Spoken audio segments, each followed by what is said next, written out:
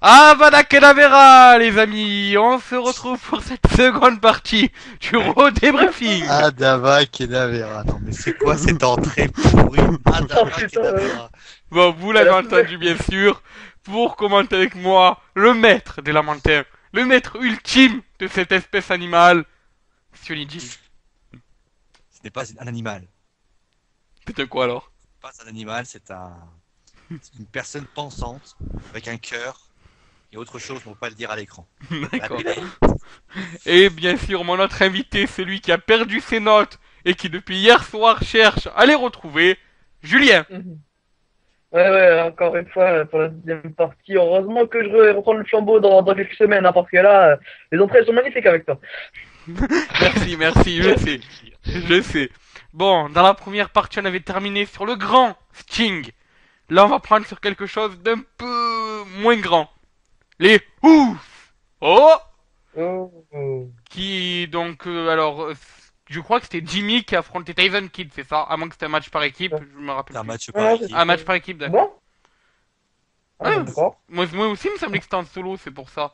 Oui, Ouais, c'est c'est un un- match par équipe entre les Cesaro. Enfin, je l'ai commenté, donc Ah. c'est moi qui connais un peu mieux. Donc Cesaro et Tyson contre donc les Usos. En tout cas, ouais, J'ai utilisé la fameuse, je sais parce que j'ai utilisé la fameuse technique de la valeur étalon des Usos, donc je sais. D'accord, mais en tout cas, c'est les Masters of Universe qui ont donc gagné ce match. Après donc le finisher donc de Tyson qui fait Tyson Kidd qui a porté son finisher après que Jimmy, je crois, se soit un peu trompé sur son sur son splash suite à une distraction de Cesaro. C'est bien cela? Oui. Voilà. Donc ben déjà très court hein, mais avis sur ce match. Vas-y Yo. Julien, t'aimes bien les Usos?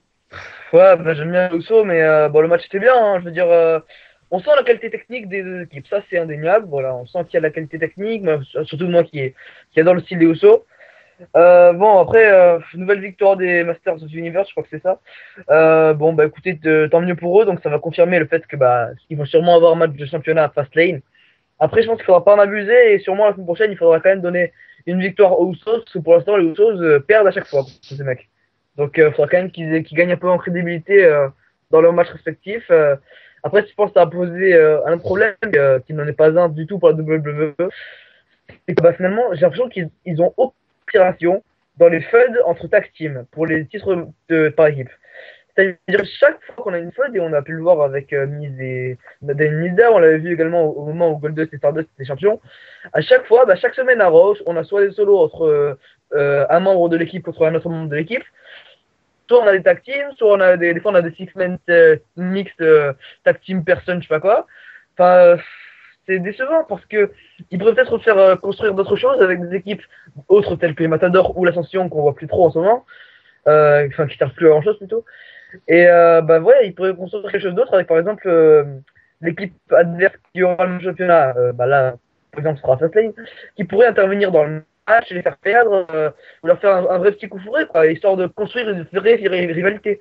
Parce que pour l'instant, à part des matchs, bah, c'est pas super, il n'y a aucune rivalité, à part quelques petites actions à la fin et au début des matchs. Mais sinon, il n'y a rien de véritablement concret, et moi ça me déçoit plutôt beaucoup. Merci donc de ton analyse, Julien, et je te rejoins sur cet avis. C'est que voilà, au niveau des rivalités par équipe, il n'y a rien. Je vais donc laisser la parole à Sioni Jin, mais est-ce que tu partages notre avis? C'est ça la question.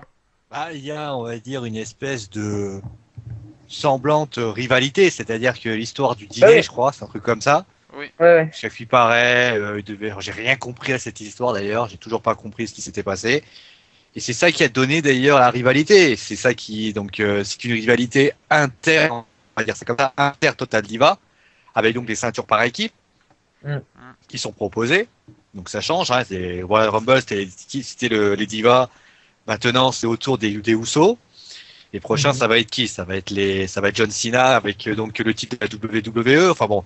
Non, pour revenir déjà à ça. Ensuite, je rebondis sur ce que vous dites déjà. Je crois que les Usos n'ont pas gagné un match depuis le Royal Rumble. Oh là là. Ils n'ont pas gagné un match depuis le Royal Rumble. Donc ça veut dire SmackDown, ils ont perdu. Le Raw, forcément, je peux comprendre que il y ait une sorte de désir de builder la rivalité en voulant un petit peu, forcément, en faisant perdre les Usos la première fois et en leur mettant, on va dire, des bâtons dans les roues et ainsi leur offrir la possibilité donc je crois que c'est The Brass, alors leur nom d'équipe, hein, faudrait qu'on le confirme, mais je Bon, crois que c'est son... Moi, dedans, j'avais vraiment. entendu The Master of Universe. Ouais, mais Bon. c'est très compliqué parce qu'on sait pas si Adam Rose est dans le dedans ou pas. Enfin, c'est très compliqué. Mais en tout cas, moi, ce qui me gêne, c'est déjà pourquoi on n'a pas fait ce match dès le départ. C'est-à-dire que lors de SmackDown, tu mets tu mets les deux équipes dans un match, tu fais perdre les Usos. À ce moment-là, Tyson Kidd et Cesaro se réunissent donc pour demander un match de championnat.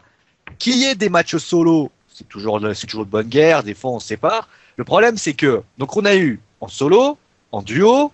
Au bout d'un moment, ça commence à faire beaucoup. Et finalement, c'est une répétitivité de match qui, à un moment donné, d'ailleurs, on a eu le match par équipe. Qu'est-ce qu'on aura s'il y a match à Fastlane? Qu'est-ce qu'on aura à Fastlane? Parce que je suis pas certain qu'à Fastlane, les gens réussiront à apprécier. Parce que j'ai pas trouvé le match non plus très impressionnant que cela. Il était agréable à regarder, Ouais. et j'ai pas trouvé le match aussi. Ça a pas levé non plus la foule, qui était d'ailleurs encore sous le choc de ce qui s'était passé avec Sting. Donc Ouais. tu passes après Sting en plus, parce que tu passes après Sting. Donc après Sting, t'es obligé un petit peu de mettre un peu leur mode. Pour information, on peut quand même le dire, entre le moment où il y a eu donc Sting et le moment où il y a eu les Usos, il y a eu juste après l'explication que John Cena était blessé, mais entre-temps, putain, on avait l'impression que les Usos avaient l'impression d'arriver comme ça dans un territoire où tout le monde était un petit peu en train de se dire putain Sting, putain Sting, putain Sting. Et finalement, et c'est toujours pas, enfin moi je veux pas être méchant, mais les Usos c'est toujours les mêmes prises. Au bout d'un moment, j'ai l'impression de voir la même chose. Tyson Kidd Cesaro, c'est un petit peu du renouveau, ce qui est quand même pas mal. Et après, ce que je comprends pas pour parler des ceintures par équipe, on a aujourd'hui très clairement une ouverture des tag teams, c'est-à-dire qu'on a désormais deux équipes qui vont se séparer. Stardust et Goldust d'un côté, Miz et Mizdown de l'autre. Il reste donc finalement les Los Matadores, Kane et le Big Show, Slater-Gator, la team Slater-Gator. On a également via Ascension. même s'il y a eu un truc qui s'est passé à SmackDown pour Kane et Big Show, mais ça je l'explique, on ne peut pas spoiler pour le moment. Il y a aussi, pardon. Il y a via Ascension aussi en équipe. La Ascension. Il y a aussi la possibilité de récupérer les Lucha Dragon, Exactement. qui eux sont bien sûr à NXT. Oui, Kalisto On a quand même Sin Cara. un Kalisto et Sin Cara. On a la possibilité aussi de pouvoir créer comme les New Day, même si les New Day, on sait ce qu'on en pense, hein. Il y a quand même une force de caractère au niveau des équipes assez importante. Et on continue à fixer deux équipes face à ça. Vous vous rendez compte quand même que dans ce fameux show, il y a eu quand même quatre équipes qui se sont affrontées.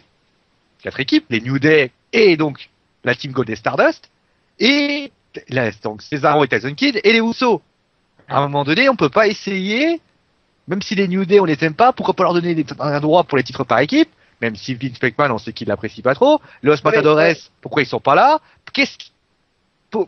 Pourquoi les gens sont aussi obtus à vouloir mettre des gens face à face alors qu'on pourrait avoir face à face avec une échelle, avec des armes, avec quelque chose Ou même un tag apporterait team turmoil. plus. Ou même un tag team turmoil juste.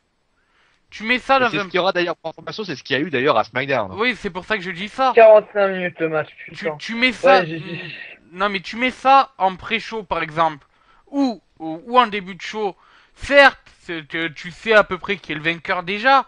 Mais bon, au moins tu donnes du spot à tout le monde. Ça permet de voir de nouveaux coups par équipe parce que y en a, ils vont pas non plus faire tout le temps les mêmes gestes.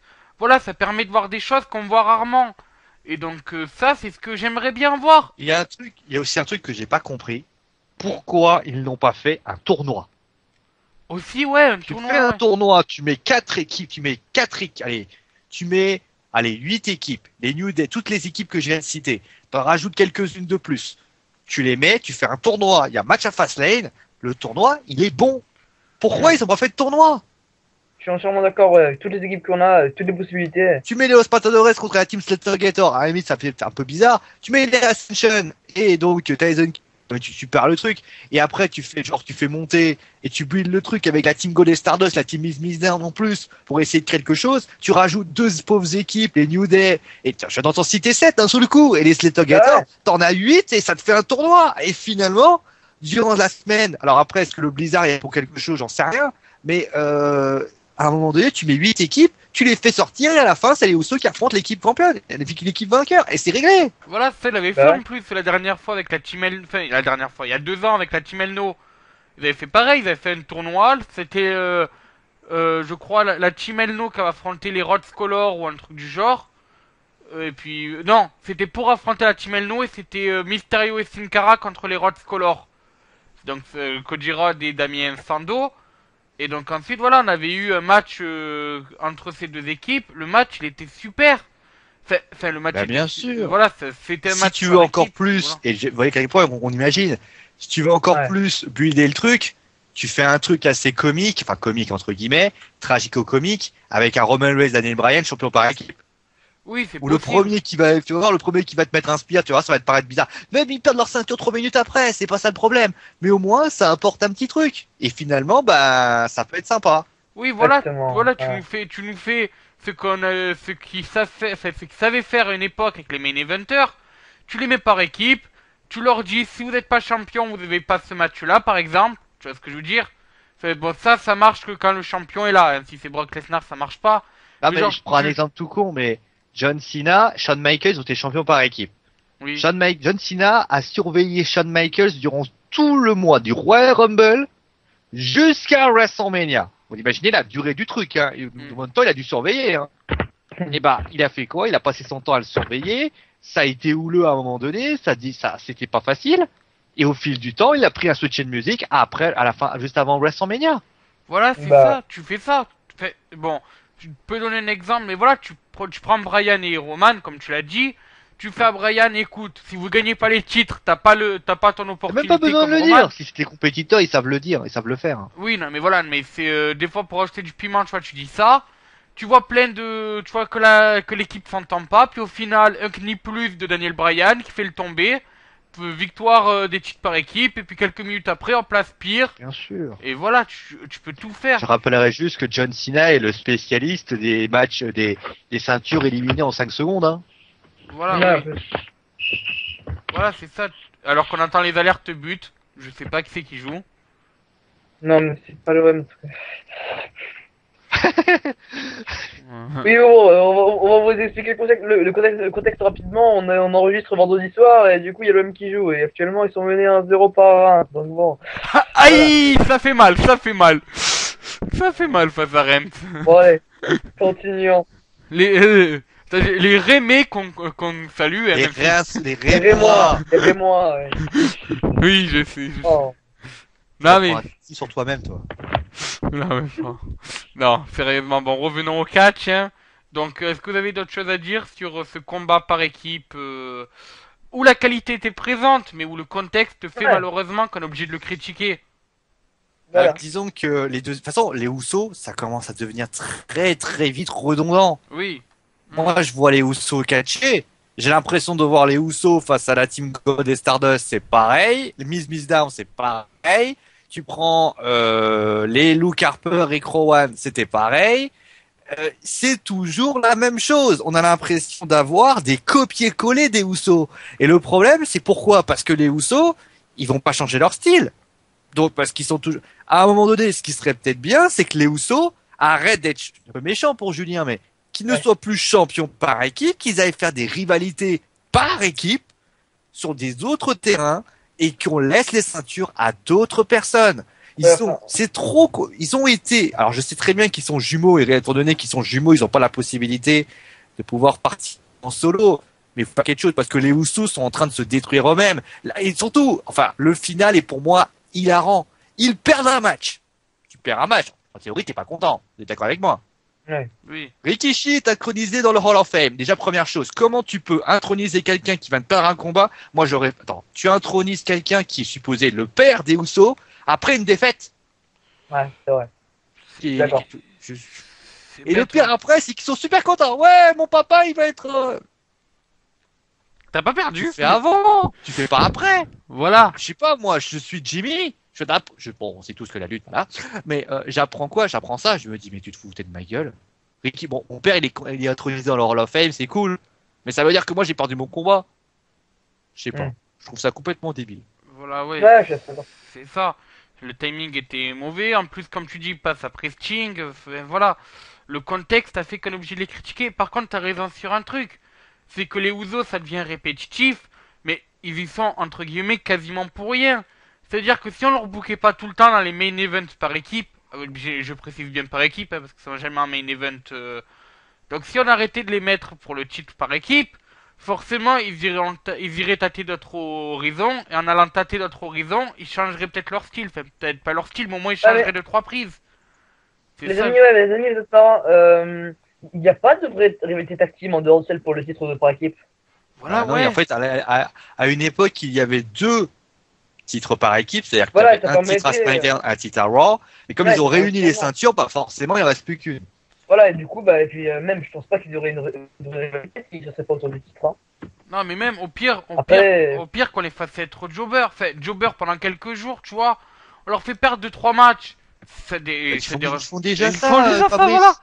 Non, mais ce que je veux dire, c'est qu'on leur enlève les titres. On leur fait perdre contre des équipes qui sont en train d'être champions ou qu'on veut pêcher. Certes, ça va déplaire à Julien et aux fans des Usos, j'en suis un aussi. Mais pendant quelques semaines, ils font ça. 2-3 mois après, ils retrouvent des title shots, et puis voilà. Et puis ça nous évite de nous bouffer des Usos. Parce que je crois que depuis WrestleMania 30, les Usos n'ont jamais lâché le title shot par équipe. Bah, même avant WrestleMania 30, hein, où ils étaient simple challenger, mais je crois que c'est depuis SummerSlam. Non, Money in the Bank. Money in the Bank 2000. Attendez, je vais vous retrouver ça. 2013. Parlez. Ah, non, mais à un moment donné, pendant que Julien y cherche, à une époque, ça faisait plaisir. À une époque, tu te disais, parce qu'ils n'étaient pas champions par équipe, tu te disais, putain, ça va faire du bien, putain, il faut qu'ils soient champions, parce que 2 frères qui soient champions, on rappelle tous les Hardys, les Dudleys, tout ce qui finit en Ease, forcément, c'était quelque chose qui faisait plaisir. Maintenant, ils sont champions par équipe, donc finalement, on est tous très heureux qu'ils soient champions par équipe.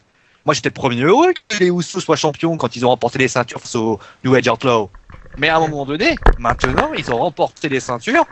Ils les ont gardées assez longtemps, puisqu'ils les ont gardées jusqu'à, si je m'abuse, Night Champion. C'est la 5e équipe qui a le plus long règne de l'histoire.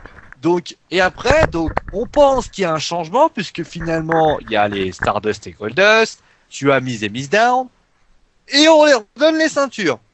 Enfin, moi, je sais pas, mais je crois qu'il y a un lutteur en simple qu'on a offert beaucoup de ceintures pour ça et qu'on critique 2 fois plus. Vous voyez de qui je veux parler? Oui, évidemment.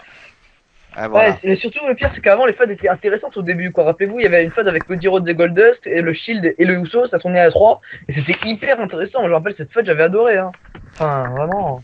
Voilà, oui, c'est ça. C'est ça, c'est que j'ai l'impression que ça... Et puis même, à un moment donné, pourquoi pas dire à un moment donné aux Usos, écoutez, moi les Usos, je suis contre l'autorité, je me mets avec John Cena, ou je me mets avec Daniel Bryan, je me mets contre l'autorité. Ça peut être pas mal, ça aussi. Je sais pas. Les Usos peuvent faire autre chose que d'être champions par équipe. Mais ils l'ont déjà fait ça. Il est John Cena, il avait fait contre les le Shield, non? Non, contre les Wyatt. Ils avaient aidé John Cena. Excusez-moi, mais aux dernières nouvelles, je rappelle que celui qui se fait bolos, enfin qui se fait taper par l'autorité en ce moment, c'est un de leurs cousins, je crois. Ouais, un peu. Voilà. Ouais, ils peuvent aider leurs cousins, c'est ça, leurs cousins, je sais pas s'ils sont réellement cousins, mais voilà quoi. Je crois que c'est pas cousin, je crois que c'est un autre terme, mais oui, voilà. c'est famille. Cas, ouais, ils sont vraiment de la même famille, ouais. Donc c'est bête, je sais pas, si on regarde, je vais prendre un exemple que je connais, si on regarde la TNA, il y a des rivalités par équipe en dehors des titres. Là, en ce moment, les titres, ils sont détenus par la Révolution, James Storm et Abyss. Les challengers sont les Hardys. Derrière, t'as les Wolves, qui peuvent être challengers à tout moment. Tu as les Bromans, qui sont en rivalité.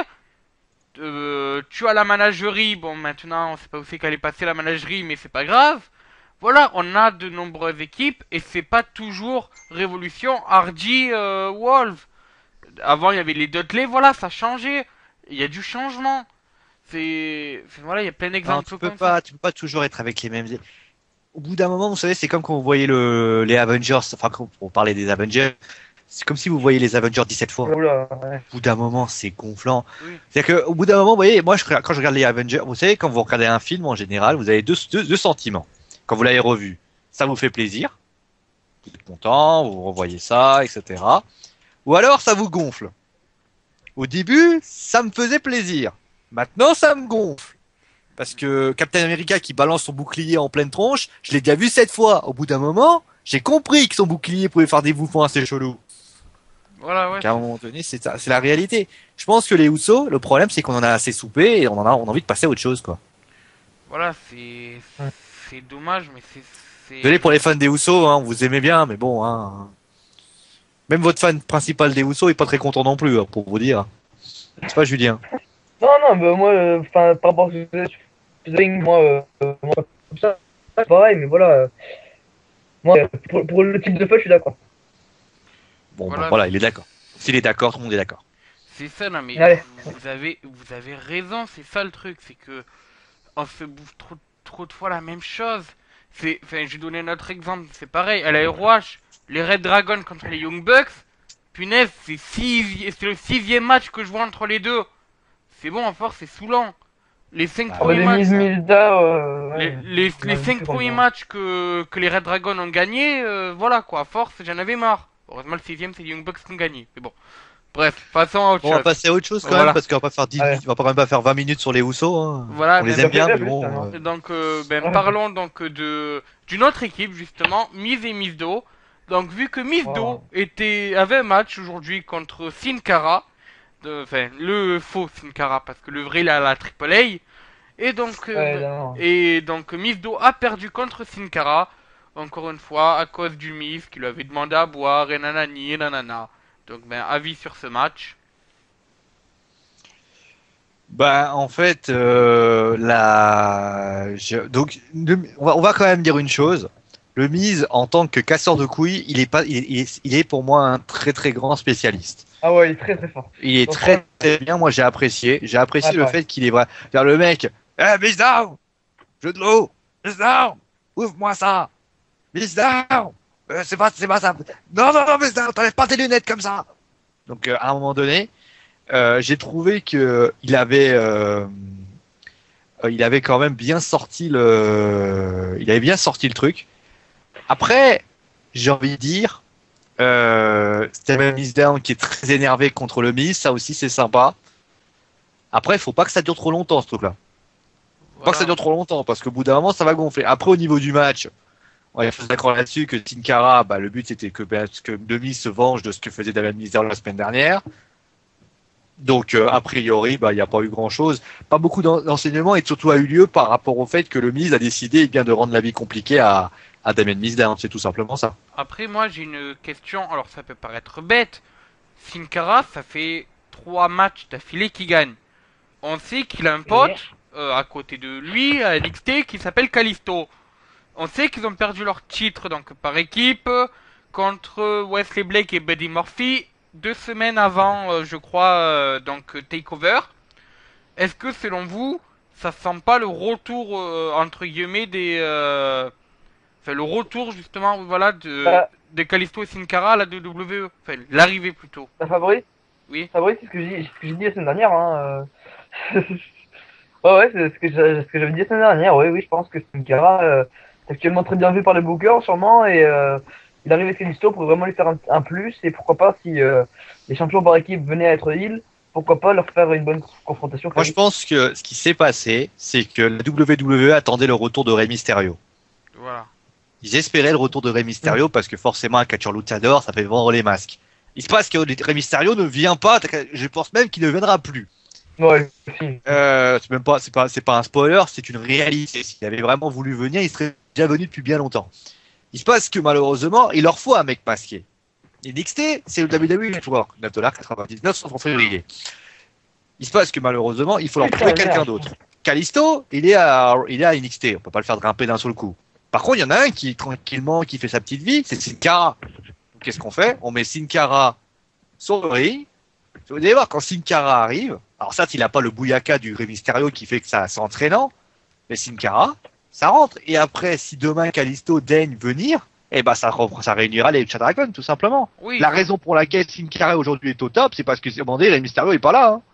oui, c'est vrai, oui. Après, Kalisto et Sin Cara, ils ont l'avantage d'avoir de la qualité in ring qu'on voit rarement. Enfin, ce style-là, luchador, qui voltige n'importe où et tout, il y a très peu de catcheurs capables de le faire. Même le meilleur Il y catcheur a au quand même, monde. enfin, j'ai commencé à commenter Takeover. Kalisto, il a quand même fait quelques petites conneries, hein. On va pas se Oui, cacher que. on est Bon. d'accord. On est d'accord sur. Mais il est jeune aussi. Enfin, il est jeune par. Enfin, je veux dire, voilà, il a pas l'expérience non plus des grands shows qu'a d'autres catcheurs, donc on peut lui pardonner deux trois erreurs, pas toutes, mais Bon, deux trois. Mais ce que je veux dire con par d'autres là, catcheurs. quoi? Ça fait une grosse faute de syntaxe, con d'autres catcheurs. Ah oui, ouais. Bon, c'est pas grave. Continue. Oui, oui, voilà. Et donc, ce que je veux dire par là, c'est que ce style-là, ce côté un peu voltigeur qui vole n'importe où et tout, forcément, ça plaît aux gosses et pas que, parce que ils se disent, ben tiens, c'est un truc de nouveau ça. On voyait pas ça avec Brian, on voyait pas ça avec, je sais pas moi, de Roman Reigns, on voyait pas ça avec John Cena. Et donc voilà, ça attire deux trois fans. La lucha libre, c'est ça, c'est ce côté qui vole de partout, et forcément il y a plus de fans qui vont regarder ça que du catch à l'américaine. Et c'est pour ça que la venue de Après, il Sin faut pas Cara oublier un attire. détail, c'est que les lutteurs mexicains, luchadors, je sais que Triple H en cherche, parce qu'il y a une news qui est sortie comme quoi il en cherchait des lutteurs assez costauds et tout ça. Qui Le gros regarde. souci des lutteurs hispaniques, c'est que les lutteurs masqués, c'est que ça va tenir un certain temps, mais Rey Mysterio n'a pas non plus fait une carrière légendaire, c'est-à-dire que on l'a pas vu, voilà, il a fait ses petits titres, mais il a fait une grande carrière. Maintenant, c'est pas non plus le lutteur mexicain. Rey Mysterio, c'est vrai qu'on va se souvenir de lui avec le masque, avec le premier luchador qui a, on va dire, mis les pieds à la WWE, même s'il y a eu d'autres pièges sur d'autres lutteurs. Mais il a pas, ben, je suis désolé de le dire, à un moment donné, pour moi, Sin Cara, il se sera, à un moment donné, moi je suis peut-être un peu méchant, mais Sin Cara doit changer. Sin Cara, il sera toujours, et à mon goût, par les fans de catch qui connaissent pas trop, il sera toujours réapparenté à un échec, puisqu'on rappelle que c'est Mystico, et c'est Mystico qui s'est planté. Donc à un moment donné, Mystico, quand il s'est Mystico il planté, est plus là. Mystico maintenant il est à la Triple A. excuse-moi, Fabrice, à partir du moment où tu as une gimmick Mystico, il reprend une gimmick qui était d'un lutteur qui s'est planté. Oui. Oui, oui, mais Il s'est planté, Mystico, Sin Cara, enfin, on dit Mystico, mais Sin Cara s'est planté. Il Oui, s'est planté, Sin Cara. les deux Sin Cara se sont plantés, vu que Unico, il s'est planté aussi d'ailleurs. Voilà, les deux. Bah non, puisque aujourd'hui, il essaie de refaire revivre, il est champion de NXT, il a l'air de faire quelque chose de bien. Mais Mystique, il est dans une gimmick, excuse-moi, quand on voit le tatouage à gauche, tu te dis bien que c'est pas Sin Cara, c'est pas le Sin Cara du Mexique. Oui, c'est vrai, oui. On a besoin d'avoir ce match pour comprendre ça. Mais le problème, c'est que Sin Cara, c'est une gimmick qui s'est plantée. Ici, Mystico, il s'est planté. Et donc, on est en train de donner à Unico une gimmick qui a été un échec. Alors après, les fans, peut-être qu'ils n'ont pas vu cela. Mais est-ce que le public suit Sin Cara? Non. Enfin, si, Pas vraiment, mais, ça suit un peu, mais pas l'effet escompté, je pense. C'est pas Rey Mysterio. Rey Mysterio, il faisait voler des gens. Lui, il vole personne. On a l'impression que Sin Cara, il passe. Parce que Sin Cara, les gens ont en tête le Sin Cara Mystico qui s'est peut-être planté. Je dis ça comme ça, peut-être que je me trompe.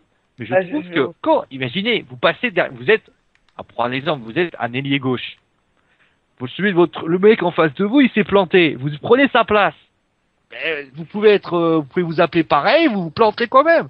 Il faut que vous acceptiez à un moment donné, Sin Cara, c'est bien Sin Cara. Maintenant, Sin Cara, c'est une gimmick. C'est pas Unico Mystique, c'est pas Unico que je condamne, c'est la gimmick. Pour moi, il s'est trompé. Et quand on se trompe, il faut arrêter. Pour moi, la gimmick de Sin Cara aurait dû être mise aux oubliettes à partir du moment où c'était plus possible. Donc pour toi, faudrait repackager Sin Cara. Pour moi, il faut enlever Sin Cara, remettre Unico. Après, je sais bien qu'il y a les Lucha Dragon. Alors après, maintenant, il y a peut-être une valeur ajoutée parce que les choses arrivent. Mais à une époque, quand Mystico est parti et que il n'y avait pas encore cette gimmick de Unico, j'estimais qu'elle devait être mise aux oubliettes. Surtout que après, moi, j'ai une question pour vous. J'ai entendu donc les 3 speeches qu'a fait Alberto Del Rio hors de WWE, les 3 fois il reproche un truc à la WWE, c'est d'être raciste. Est-ce que c'est pour ça que les catcheurs mexicains ne viennent plus à la WWE? Parce que Je sais pas. si on en cherche des catcheurs mexicains qui vont aux États-Unis, il y en a. Il y en a beaucoup. Donc je sais pas, et quand j'entends Del Rio me dire ouais, moi je pars à Lucha Underground parce qu'à la WWE ils connaissent pas le mot liberté, on nous juge pour notre couleur de peau et tout. Je vous dis une chose, c'est que ça peut dégoûter des catcheurs mexicains. Sachant qu'il a pas dit une fois, ça il a dit 3 fois Del Rio. À la AAA, à la ROH et à la Lucha Underground. Donc ça prouve bien un truc, ça prouve bien que voilà, la WWE a Oui, un enfin, souci. je veux pas dire, mais Del Rio, il dit ce qu'il veut. Aux dernières nouvelles, on sait tous que les Américains, c'est toujours le Mexique. Ils ont toujours ce côté chauvinisme des. Je rappellerai juste une phrase, et je pense que Julien, toi qui es dans une matière très littéraire, tu pourras me confirmer. Je pense que à un moment donné, on en avait parlé à un moment donné, de soi-disant comme quoi, on disait que Paris, il y avait des banlieues avec des djihadistes. Oui, oui. Et c'est Ouais. des Américains. Donc à un moment donné, quand tu parles de ça, tu te doutes bien à un moment donné que la WWE suit le système. Hein. Si à Paris, ils ont réussi à sortir ça, et c'est dans le petit journal parce qu'on l'a tous vu. Si ça Ouais. s'est passé dans une grande chaîne américaine, j'ai plus vraiment la chaîne en question. Fox News, Fox News. Fox News, vous imaginez la WWE, ils doivent suivre le modèle. Heureusement d'ailleurs que Sylvester Lawford s'est pas amusé à parler de Charlie Hebdo parce que sinon on serait mal. Ah Hein. ouais, entièrement d'accord.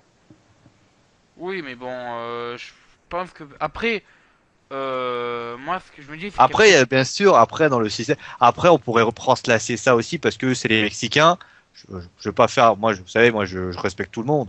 On pourrait dire pareil du côté de la France avec les pays du Moyen-Orient, enfin du Maghreb. Hein. Donc à un moment donné, oui, on dit les choses, on dirait la même. On serait en France, tu dirais la même chose, mais pour d'autres origines d'autres origines aussi, Fabrice. Hein. oui, oui, sûrement, oui, ouais.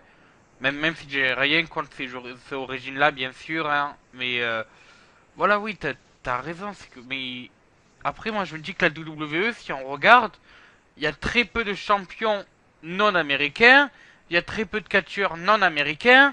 Pour une fédération qui se dit mondiale, c'est qu'il y a un souci à quelque part, et je pense que les catcheurs mexicains et les catcheurs japonais et tout souffrent du même problème. Quand on voit Yoshitatsu qui est parti donc de la WWE et Oh, qui au Japon pourtant fait des trucs de fou. Bon là il est blessé à cause de AJ Styles qui pour une fois n'a rien fait, mais bon ça fait pas grave. Mais ce que je veux dire, oui non non mais sinon je vais m'énerver hein. AJ Styles ne botche pas, ok, voilà. Non mais voilà ouais, d'accord. c'est pour vous dire, non mais c'est les anti AJ Styles comprendront. Mais voilà, mais c'est pour vous D'accord. dire que je pense qu'il y a un problème avec la WWE et les personnes étrangères. Et que Mystico ou Nico et les autres souffrent de ça, je pense. Hmm. Bon, ben, Ah, on a bien raison. a-t-on autre chose à dire? Non, non, allez, passons ensuite. Ben, on va passer à autre chose, on va passer à la justice. Justice fort, Axel. Oui, Ah, Axel est encore venu sur le ring. hashtag Axelmania. Axel nous a encore dit, je mérite d'être à WrestleMania. Dean Ambrose est encore arrivé, l'a encore tabassé, a encore fait le tomber et a encore réclamé un match de championnat. Après, Qu'a-t-on à dire? Badius Barrett est arrivé, Oui, il a mais réclamé que il a dit non. voilà. Donc, ben, une question. Qu'est-ce que vous en pensez de ça? Enfin, je sais pas, ça vous... Euh, hmm. Bah, tout d'abord, moi, ce qui m'embête un peu, c'est que j'ai eu l'impression de voir un copier-coller du dernier segment, en fait, qu'il y avait eu la semaine dernière, je crois. C'était Ah, le copier-coller. tu m'enlèves les mots de la bouche en fait. Ah bah, je suis désolé. Ouais, Ah voilà, non, c'est pas grave, c'est pas grave. Hein. Axel vient, il réclame sa place à WrestleMania, qu'il a pas perdu le Rumble. Ambrose le défonce, il repart gagnant, il veut un match championnat.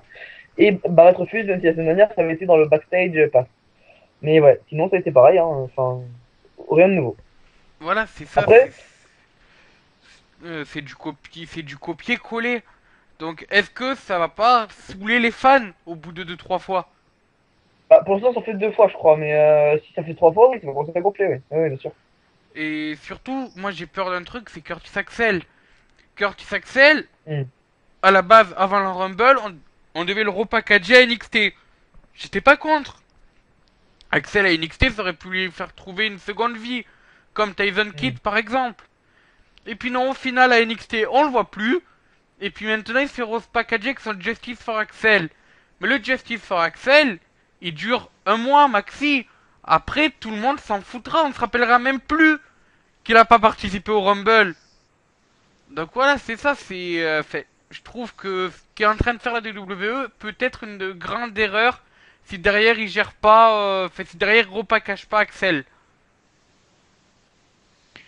Le truc, c'est qu'à un moment donné, pour Curtis Axel, c'est que des lutteurs qui sont fait taper avant de venir rentrer dans le Royal Rumble match, c'est pas le premier, ce sera pas le dernier. Donc à un moment donné, ça a fait plaisir aux fans parce que voilà, ça a fait rire ça un petit peu parce que bien sûr, si le un truc important, si jamais ça avait été Daniel Bryan le vainqueur, jamais on n'en aurait parlé de Curtis Axel. Ah, ça, c'est vrai. Jamais, c'est juste parce que c'est Roman et donc tout le monde se focalise sur cela. Maintenant, juste un détail comme ça. Tu l'as dit toi-même, à un moment donné, moi j'ai eu l'impression, c'est con à dire, j'ai eu l'impression, vous savez, il y a un film qui existe très bien, c'est Bill Murray qui revit la même journée pendant des mois, des jours. Et ben j'ai fait la même chose, c'est que j'ai eu l'impression, bon, t'as eu Curtis Axel sur le ring, Curtis Axel qui a expliqué le hashtag AxelMania, on a eu ensuite Dean Ambrose qui est arrivé, Dean Ambrose qui a donc subi un petit peu, mais qui gagne le match avec le fameux Dirty Deed. Dean Ambrose qui, eh bien, réclame un match de championnat. Et le BNZ. C'est tout. C'est tout. Il n'y a que ça. C'est-à-dire que si vous avez, je me pose une question. Il y a moyen de faire encore moins original? Ça va être dur. Je sais pas, Curtis Axel contre ils veulent faire quoi à un moment donné? Moi, je m'attendais à ce que Bad News Barrett. Alors après, c'est aussi pour faire builder le BNZ. À un moment donné, le BNZ, encore le fait Against Bad News avait plus de charisme que cela. Oui, puis surtout, tu peux le Mais tout builder le monde avec sait pourquoi on l'a enlevé, parce qu'à un moment donné, le public suivait et que ça plaît pas à la WWE. Et puis ben, c'est surtout que tu peux l'enlever. Enfin, tu peux le faire avec d'autres catcheurs, le BNZ. Je te donne un exemple. Si donc Dean Ambrose venait à battre un jobber comme Justin Gabriel ou autre. Bon, pas Justin Gabriel est plus là. Ouais, il vient. Oui, désolé.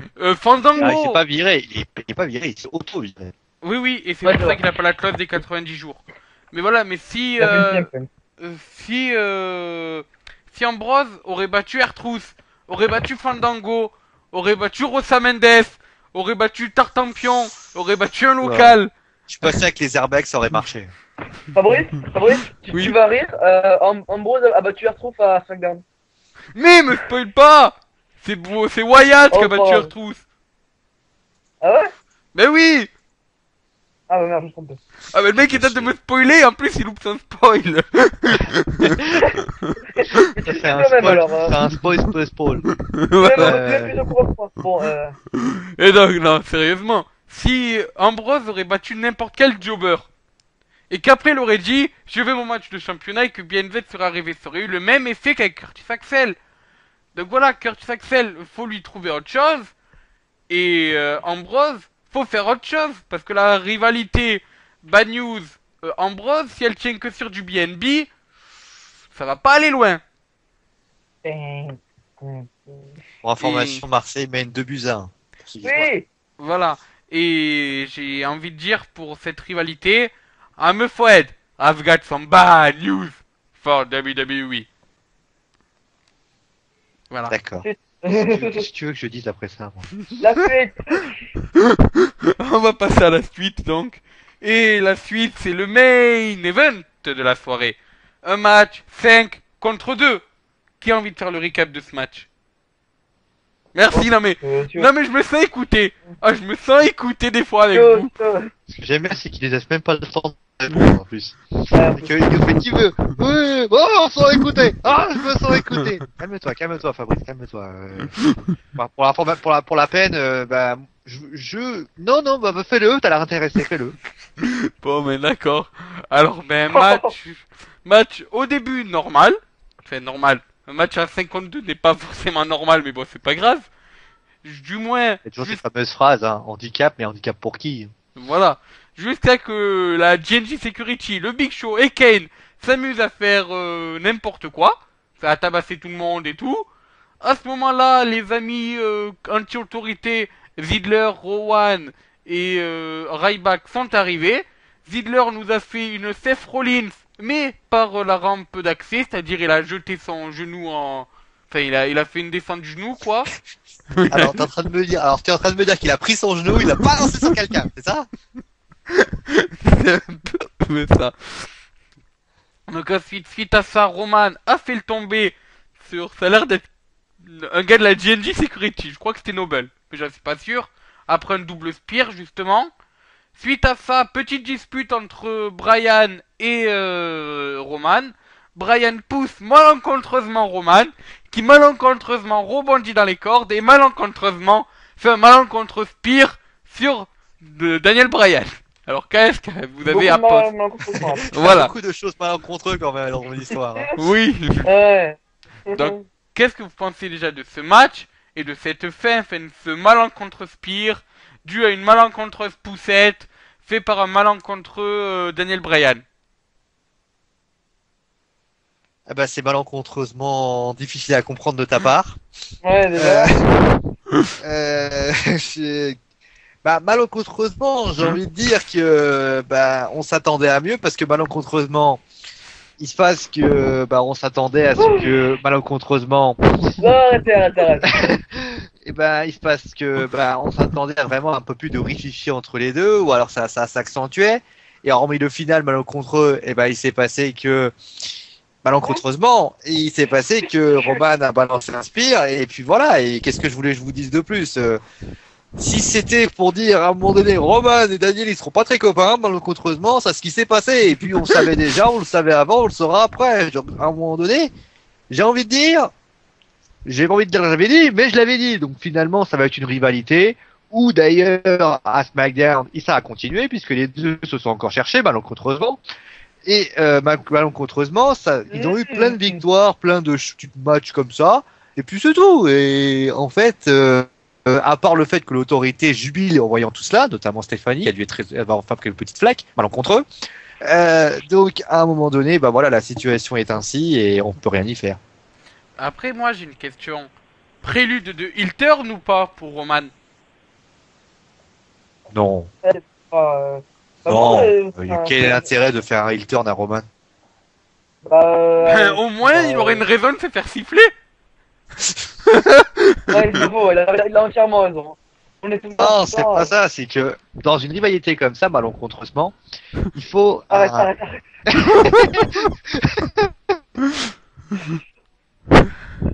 Qu'est-ce qui se passe, Julien? Qu'est-ce qui t'arrive?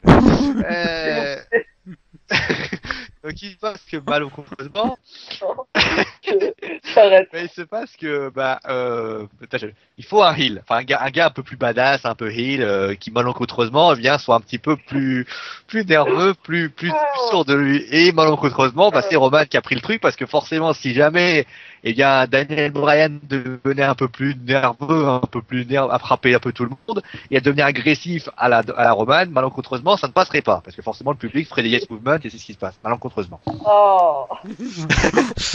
Et Malencontreusement. Malencontreusement, c'est malencontreux, c'est comme ça. Hein. Et malencontreusement, CEO est en train de dire le mot malencontreusement 49 malencontreusement fois. Et Je vais signaler d'ailleurs, tu peux t'en prendre à moi, mais celui qui a commencé, c'est lui. Hein. Ouais, malencontreusement, on regarde toute l'audience à cause de... Ouais, Julien. Non, allez, continue. On t'a malencontreusement malentendu. Non, Non, donc voilà. Fais-moi. malencontreusement, on était en train de perdre toute l'audience. Voilà. Ouais. Donc, moi, par contre, j'ai l'impression que c'est les préludes d'un heel turn. Je vous explique pourquoi. Il est complètement... Oh, tout de suite, l'autre il a mis un spire à l'autre. C'était un turn. Non, mais parce que... Non, mais vous êtes sérieux, ça? Parce que Roman est Information sifflé. pour coller une pas un turn. Hein. Oui, non, mais ce que je veux dire par là, c'est que Roman est Oui, c'est complètement... bien.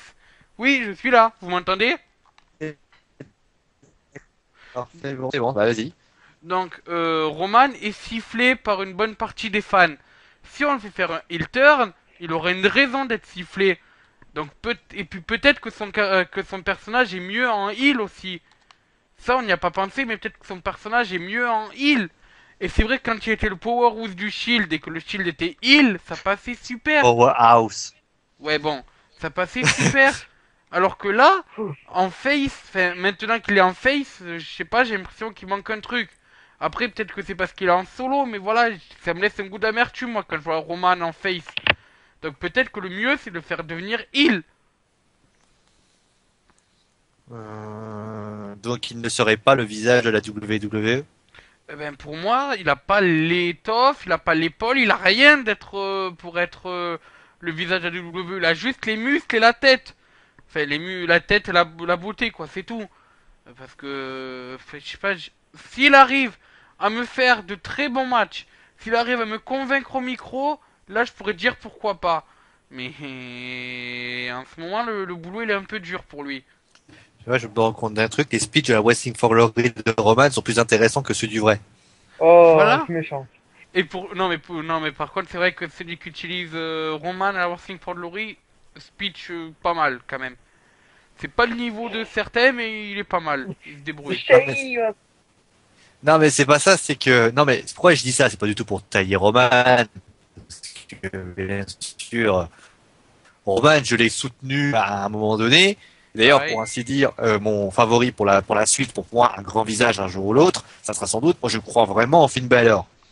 Ouais. Maintenant, le souci, c'est que Roman, Roman, en fait, il a un personnage qui est quand même assez, moi, je trouve assez, comment dire, assez livide, assez transparent.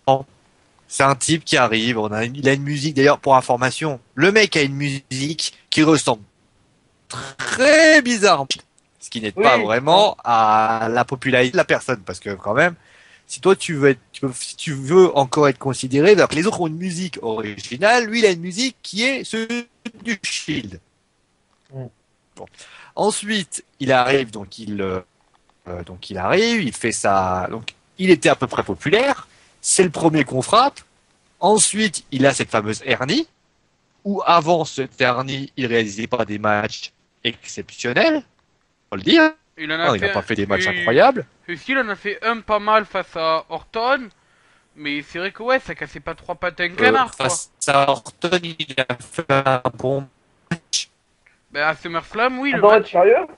le match à Non, le face à match. Orton, il a été mauvais. Il a passé son temps à faire Cena. Oui, non, mais ben rappelle-toi les notes qu'on avait mis à SummerSlam. Globalement, c'était Ah, une les note, notes, moi, j'avais mis un 4, alors oui, j'avais pas mis une bonne note alors. Oui, mais Moi moi non plus, j'ai moi non plus, j'avais pas aimé ce match. ben alors, je crois qu'il y avait que Papy et moi alors qu'avons mis une bonne note et Marie peut-être. Mais voilà, on avait mis des notes globalement, si on faisait une moyenne, ça tourne autour de 6. Si vous avez mis 4, ça veut dire que derrière il y a eu des 7-8, tu vois. Je sais pas combien j'ai mis, mais j'ai pas mis une bonne note. Hein. Trop bon. Bon, on va revenir à ça. Après, il revient, donc il a cette dernière, il revient à TLC. Il revient à TLC, je crois dans le public qui l'apprécie. Bon, ça va encore, le public l'appréciait, c'était le retour et tout. On a 2 segments avant TLC, on est tous unanimes par les officiels de la WWE qui ne l'apprécient pas parce que au niveau speech, c'est pas bon. Il y a besoin de faire un dessin au bout d'un moment, peut-être que Roman n'est simplement pas prêt pour être le visage de la WWE. Voilà, À ouais. un moment donné, j'ai envie d'être méchant, à un moment donné, peut-être faire autre chose. Qu'il Après, au fait, je m'en fous. après, Tu peux retarder. Il a quel âge, Roman? Il a pas 55 ans? après Sio, Triple H a dit dans son interview sur le WWE Network pour 9,99$ que si on lui demandait dès aujourd'hui es-tu prêt à être King of the Ring, je parle de Triple H. Si on lui demandait ça à Triple H, il te dirait je n'aurais pas, enfin, comment dire ça, je ne suis pas plus prêt que ce que je l'étais en 96. Pour dire que voilà, Triple H quand il est Pas passé, Triple H, c'est Stone Cold. Hein. non, ou alors en 95, tu sais, Triple H était King of the Ring en 95, je crois. Il avait dit ça, il avait dit, voilà, je ne suis pas, enfin, je suis autant prêt que ce que je l'étais le jour où j'avais été King of the Ring. Ça provient, et après il a rajouté que personne n'est prêt pour être le visage d'une fédération, c'est juste à la personne de s'adapter. Ce qui veut dire que dans ces cas-là, le problème viendrait pas de la WWE, mais de la personne en elle-même, quoi. si on prend le propos de Triple H, juste. Ça voudrait dire que le problème Moi, viendrait j'ai une de question. Roman Reigns. Après, on c'est pourrait d'accord. faire des tonnes de temps sur Roman. Un lutteur, il marque pas pendant 10 matchs. Il fait quoi? Ouais. Il le remplace. Roman, il fait des mauvais matchs. Qu'est-ce qu'on fait? On remplace. Voilà. Si Roman n'est pas en mesure d'accepter ce rôle, un autre doit prendre sa place. C'est comme ça que ça fonctionne. La WWE va pas attendre 10 ans. À un moment donné, on lui a offert une opportunité en or. C'est à lui de l'assumer. Il a dit oui parce que forcément il pouvait pas dire non. Vince est d'accord. Roman est d'accord. Triple H est d'accord. À lui maintenant d'assumer sur le terrain.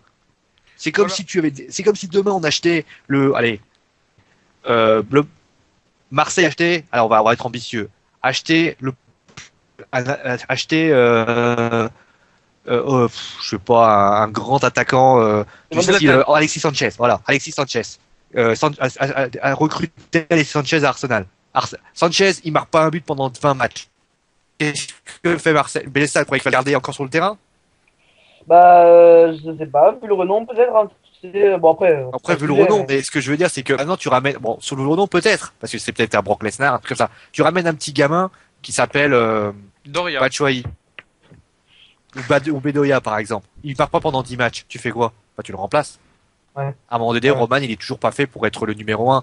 Et c'est pour ça qu'on est si dur avec lui, parce que moi, à partir du moment où on m'a dit que c'était le visage de la WWE, j'étais obligé de le juger comme tel.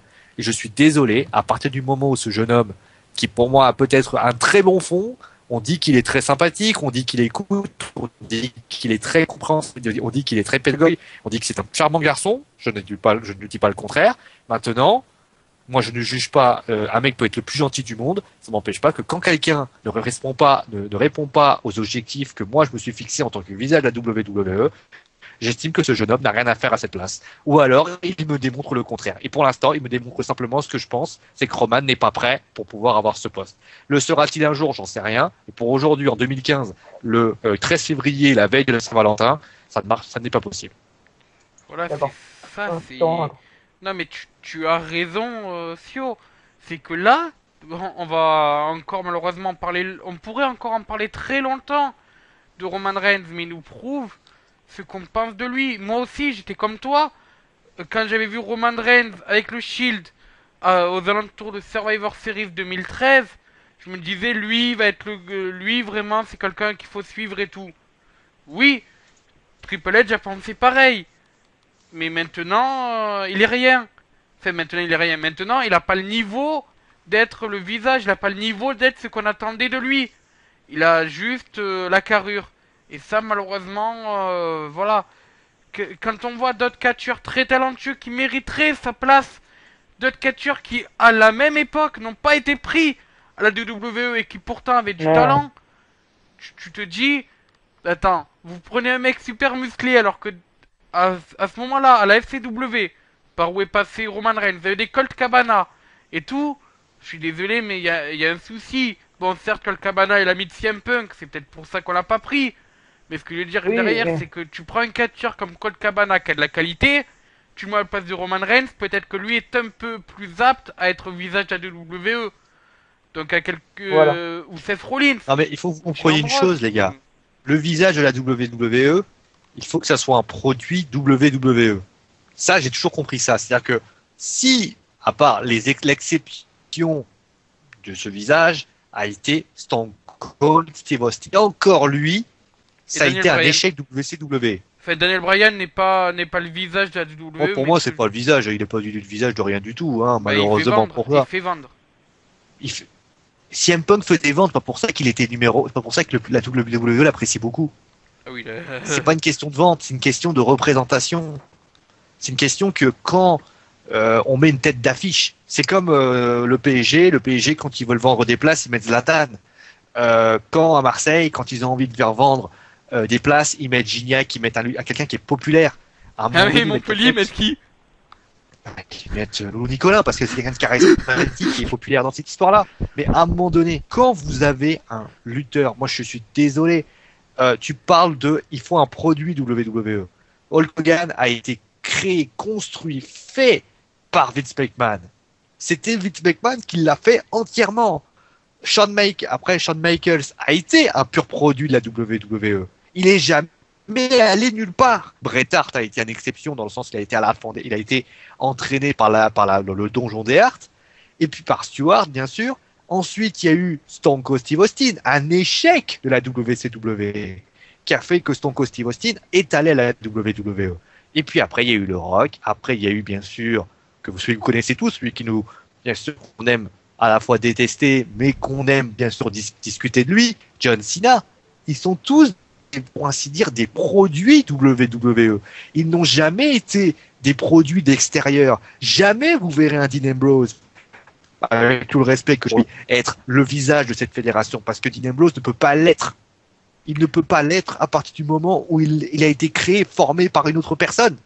Oui, mais c'est comme si c'est inconcevable pour Vince McMahon. C'est comme dire à un moment donné, c'est inconcevable. C'est comme si vous preniez un type que vous utilisiez pour un type créé par un autre qui va pouvoir se la péter parce qu'il a réussi. C'est quelque chose que Vince McMahon ne pourra jamais accepter. Peut-être Triple H dans l'avenir, mais pas lui. Ouais, mais attends, si on regarde NXT, parce que je dis ça parce que si on est d'accord pour dire que là, les prochains visages de la WWE sont à NXT. On est d'accord? Oui. Oui. À NXT, Finn Balor, c'est New Japan Pro Wrestling. Pac, Adrian Neville, c'est sur le circuit anglais. Kevin Owens et Sami Zayn, c'est la ROH. Et donc, bien sûr, j'en oublie d'autres, hein, mais on pourra en citer plein. Hideo Itami, c'est pareil, c'est la Noah. C'est quand on voit ces noms-là, c'est-à-dire que eux ne sont pas destinés à être le visage de la WWE, c'est ça? Non. Ils sont malheureusement, c'est malheureux à dire, ils sont pour ainsi dire des produits qui ont été créés par d'autres. À partir du moment où tu es créé par d'autres avec l'ego de Vince McMahon, il est évident qu'il ne l'acceptera probablement jamais. Vince McMahon préférera se couper une couille que d'accepter ça. Il a tellement raison. C'est une réalité, malheureusement. Il refusera, même parce que Vince McMahon veut un produit qui lui ressemble. À partir du moment où tu prends un mec qui vient de ne sais où, ça veut dire qu'il a déjà un style, ça veut dire qu'il est déjà unique, ça veut dire qu'il a appris quelque chose. Ça ne convient pas à Vince McMahon. À partir de ce moment, on peut bien sûr être dans d'autres écoles. John Cena est venu dans une autre fédération. John Cena, quand vous parlez de John Cena, vous l'avez vu à la WWE, vous l'avez vu autre part à la WWE, à part sa fédération de boxe ou je sais pas quoi? L'OVW. Non, c'est la non. WWE. La OVW, c'est où? C'était la WWE. Eh ben voilà. À partir du moment, c'est pour ça. Roman est un produit WWE. Tant que vous n'aurez pas compris ça, et malheureusement, si demain Finn Balor devient le visage de la WWE, je serais le premier à dire ok, super, génial. Et je tiens à signaler juste une chose. Malgré toutes ces années, malgré tout ce qu'on a fait dans des années, l'Undertaker n'a jamais été le visage de la WWE. Ouais. L'Undertaker ne l'a jamais été. Comment vous pouvez expliquer qu'un type comme l'Undertaker, qui a fait tout, qui est le dernier de 90, a lutté encore, ne l'a jamais été? Parce que le mec est pas glamour, tout simplement. Un mort vivant qui sourit, ça fait bizarre. Hein. Ouais. Oui, mais d'ailleurs, Ah. non, mais t'as raison. Voilà. T'as raison parce que la WWE avait rejeté les Briscoe il y a quelques années, en leur disant comme motif, vous n'êtes pas ce qu'on cherche de la manière que, enfin, vous n'êtes pas je suis comestic pleasing. En gros, on recherche pas votre tête nous convient pas, quoi, en gros. Voilà, ça veut dire que t'as raison. Ça veut dire que, On a parlé d'ailleurs juste avant l'émission, quand t'as les officiels qui osent dire à Charlotte, putain, t'es grosse, je suis désolé. Déjà, c'est totalement une honte envers la gente féminine. Mm.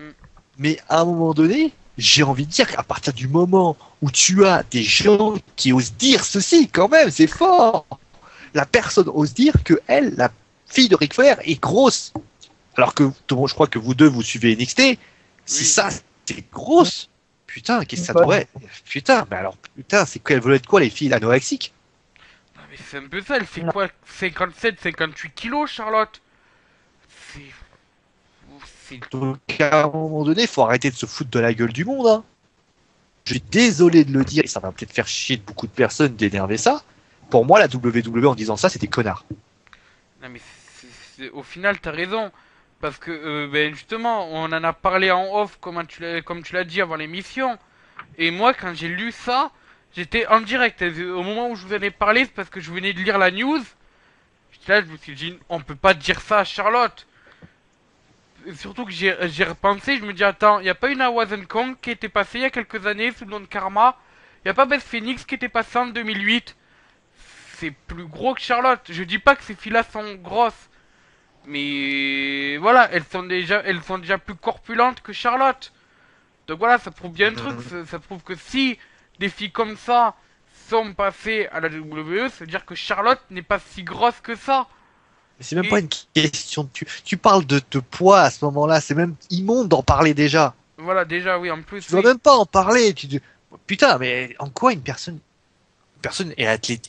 Qu'elle aurait des problèmes physiques, un peu comme certains foot sportifs. Voilà, t'as un peu trop, voilà, ton alimentation est mal faite et à ce moment-là, bah, t'es pas assez performante. Je prends l'exemple dans le tennis. Je pense que si demain vous bouffez d'Y, vous serez moins réactif sur le terrain. Je pense que vous êtes d'accord avec moi. Oui, oui. Ah oui. bon, Il a dit lui? oh, on s'égare. Non, mais ce que je veux dire, voilà. Après, le truc, il est là. Donc moi, à ce moment-là, si la WWE pense comme ça, bah finalement, vous imaginez ce que pense Roman et de tout le reste. Hein. Donc, à un moment donné, on va arrêter de parler de ça parce qu'au bout d'un moment, ça va devenir très très vite le même sujet à chaque fois. On va finir par en parler tout le temps. Roman, on sait ce qu'on en pense. Et si d'ailleurs vous avez envie d'en parler beaucoup plus, on n'a qu'à faire une émission spéciale Roman Reigns, mais vous allez voir qu'on va répéter la même chose à chaque fois. D'ailleurs, on va avoir l'impression d'avoir répété John Cena, ça va être étrange. Bon voilà, c'est tout ce que j'ai à dire. Oui, ben, moi pareil. Est-ce qu'on a quelque chose à rajouter sur ce Raw? Parce que il y a pas eu de match ni de segment après, Non. donc est-ce que vous avez une note globale à dire ou un truc du genre comme ça sur le show? Moi, je ne rappellerai juste une chose. Les audiences qui ont baissé de 600 000 personnes. Ah ouais, ça c'est Alors je crois qu'il y a- que alors- ça veut, Alors qu'il crois n'y a aucun que grand ça- événement. alors qu'il y avait aucun grand événement, 600 000 personnes qui sont parties. Je crois que j'ai même pas besoin d'expliquer, j'ai même pas besoin de parler. Je crois que j'ai simplement juste envie de dire, eh ben écoutez les gars, Après, une question. Est-ce que, les 600 000 qui sont là l'année prochaine, vous savez ce qu'il reste à faire. la Beyond Wrestling qui avait fait des boycotts Raw n'a pas réussi son coup? N'est pas arrivé justement à faire partir les audiences de Raw? Parce qu'on se rappelle, pendant 3 semaines, la Beyond Ah. Wrestling avait fait un boycott de Raw. Ça avait pas trop bien marché. Mais si on regarde, tiens, dès le début de la Beyond Wrestling, qui c'est qui est parti? La Pro Wrestling Syndicate a fait un show lundi. Maintenant, Pro Wrestling Syndicate gagne de plus en plus de visiteurs. Donc, qu'est-ce que les gens commencent pas à se dire, tiens, ailleurs, c'est peut-être beaucoup mieux? J'en sais rien. Ça, c'est l'avenir Non. qui nous le dira. On peut pas. Ça peut être. Là, tu sais, là, tu dis ça parce que c'est une mauvaise semaine. Il suffit juste que la semaine prochaine, ils se prennent 600 000 de plus et on dira simplement que c'était un accident. On n'en sait rien. Oui, voilà, oui. En tout cas, bon, si on peut dire notre global, enfin, si on peut dire un truc global sur ce show, on dira show Ouais. en dents de scie, un très Voilà. un très bon Non, événement. non, un show décevant avec simplement Sting qui relève le niveau. Ben, moi, Ah je trouve qu'il y a quand même de la qualité in ring et que dans certains matchs. Donc, pour moi, c'est en dents de scie, c'est-à-dire qu'il y a eu du bon truc. Et puis, ben, malheureusement, il y a eu de très mauvais trucs aussi à côté. Et puis, au final, voilà, quoi, c'est en dents de scie. D'accord. Voilà, bon, ben, Julien, toi, t'as quelque chose à dire sur ce show?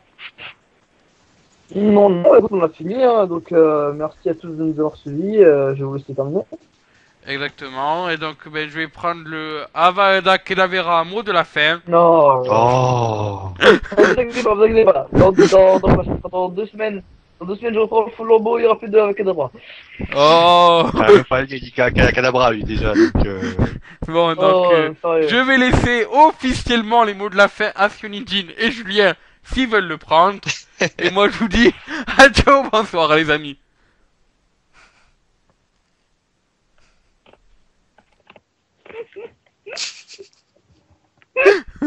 Vous l'avez compris, ils veulent pas le prendre. Donc écoutez, adieu, bonsoir les amis. On vous rappelle bien sûr pour information que c'est ça, c'est tout pour faire chez Fabrice. Hein. Bon ciao tout le monde.